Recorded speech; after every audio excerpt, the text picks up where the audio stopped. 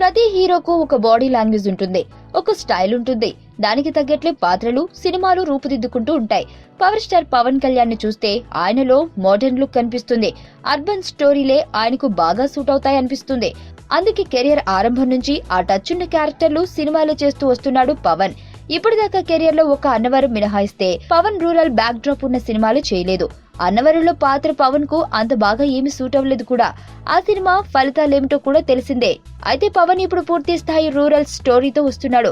కాటమరాయుడు గ్రామీణ నేపథ్యంలో సాగే సినిమా ఇది. తమిళ హిట్ వీరంకు రీమేక్ అన్న సంగతి తెలిసిందే.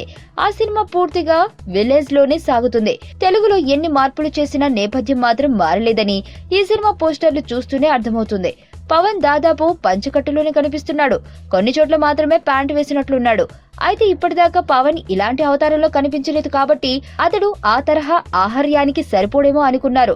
కానీ ఈ లుక్ లోకి మారాక కానీ పవన్ కు ఆ డ్రెస్సింగ్ అది ఎంత బాగా సూట్ అవుతుందో అర్థం కాలేదు. ఈ సినిమా విడుదల దగ్గర పడుతున్న నేపథ్యంలో పవన్ పంచకట్టులో బల్లెం పట్టుకుని వస్తున్న పోస్టర్ ఒకటి వదిలారు. అది సింప్లీ సూపర్బ్ అనిపిస్తుంది. అదే సమయంలో పవన్ ఈ చిత్రంలో ఒక పాట కోసం మోడర్న్ లుక్ లో జీన్ టీషర్ట్ వేసుకుని నడిచొస్తున్న పోస్టర్ కూడా ఒకటి రిలీజ్ చేశారు. అది కూడా బాగుంది. మొత్తానికి ఇటు పల్లెటూరు లుక్, అటు సిటీ లుక్ రెండిట్లోనూ పవన్ అదరగొట్టేశాడు. మరి సినిమాలో పవన్ ఇంకెలా మెప్పిస్తాడో చూడాలి.